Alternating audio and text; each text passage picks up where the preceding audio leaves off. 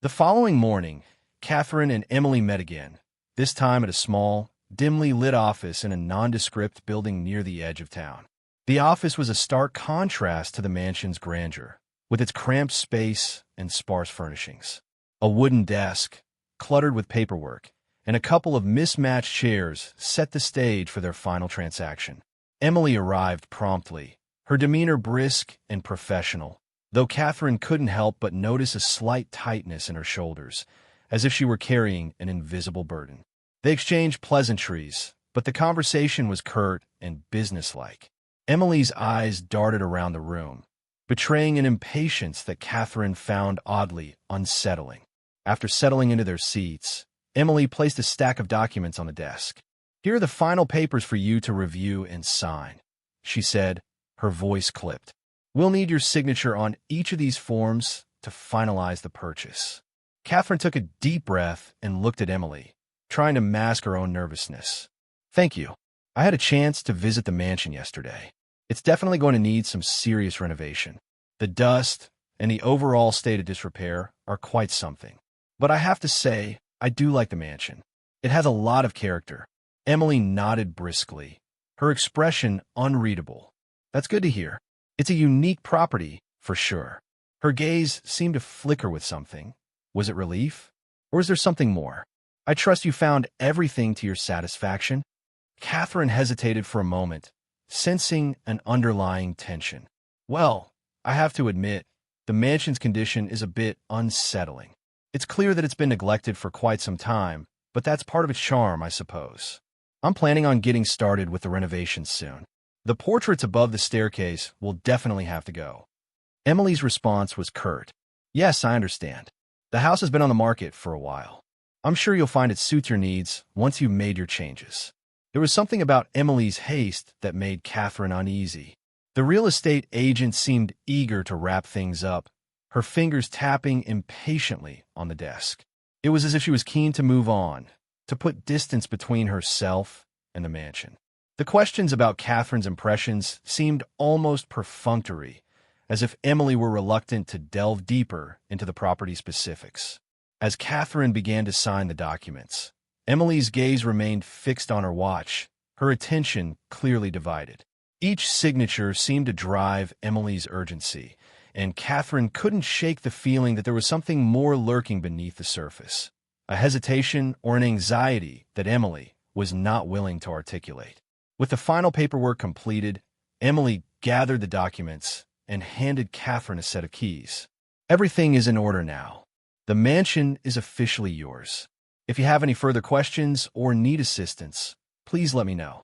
Katherine took the keys, feeling a mix of anticipation and unease. "Thank you, Emily. I appreciate all your help." Emily offered a terse nod, her demeanor cold and distant. "Of course. Best of luck with the renovations." With that, she gathered her things and quickly exited the office, leaving Katherine alone with a stack of paperwork and a growing sense of foreboding about her new property. As Katherine left the office and stepped out into the crisp morning air, she couldn't shake the feeling that there was more to the mansion and to Emily's behavior than met the eye. The excitement of her new purchase was tinged with a disquieting sense of anticipation, as if the true nature of the mansion's secrets was only just beginning to unfold. That afternoon, Katherine went back to the mansion to officially move in. The mansion stood solitary and imposing, encased by a dense, encroaching thicket of woods that seemed to close in around it like a dark, protective shroud. The trees, gnarled and ancient, reached skyward with twisted branches that clawed at the heavens, their leaves whispering secrets to the wind. The canopy overhead was so thick that only fragmented slivers of sunlight managed to penetrate the gloom, casting long, eerie shadows across the overgrown yard. As Katherine approached the mansion, the woods seemed to press closer, their tangled undergrowth and skeletal branches creating a labyrinthine barrier that obscured any view of the property from the outside. The tall trees stood like silent sentinels, their bark weathered and scarred, contributing to the overall sense of abandonment and isolation.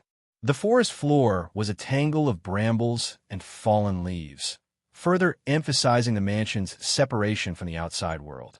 The mansion's grandeur, once resplendent, now appeared muted against the encroaching wilderness.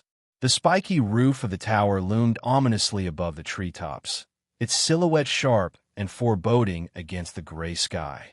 The once proud facade of the mansion was partially obscured by creeping vines and the encroaching underbrush, which had begun to reclaim the land that had once been meticulously manicured. The sounds of the woods were the only company Katherine had, punctuated by the occasional rustle of leaves or the distant call of a bird, each sound amplified by the oppressive silence that enveloped the mansion. The air was thick with the earthy scent of decaying foliage and damp soil, mingling with the faint mustiness of the mansion itself. From a distance, the mansion's stark isolation made it appear almost haunted, its grand but dilapidated structure standing as a relic of a bygone era. The surrounding woods added a layer of foreboding, their dense expanse creating an effect of claustrophobic confinement. The overall impression was one of an old, once majestic home now struggling to maintain its dignity amid the relentless advance of nature. Katherine's last glance at the outside of the mansion before she went in, obscured by the dense woodland, was indeed unsettling. The combination of the mansion's neglected condition and the dark, oppressive woods gave the property an aura of eerie desolation. Yet, despite the creeping sense of dread that the surroundings evoked, Katherine's resolve remained firm. The mansion's enigmatic presence and its surrounding gloom only seemed to deepen the mystery she was eager to explore.